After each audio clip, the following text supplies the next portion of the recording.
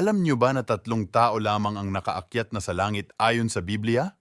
Ang una ay si Enoch, isang propeta na nabuhay bago pa man ang bahang gunaw sa panahon ni Noah. Namuhay siya ng 365 taon bago siya kuhain ng Diyos papunta sa langit. Ang ikalawa ay si Elias. Siya ay isa ring propeta na nabuhay naman sa panahon ng Haring si Ahab na nag-utos noon sa bayang Israel na sumamba kay Baal.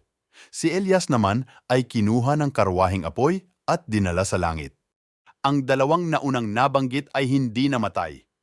Ang ikatlo ay ang Panginoong Hesukristo. Matapos siyang buhayin ng Diyos ay umakyat sa langit hanggang sa maglaho sa mga alapaap.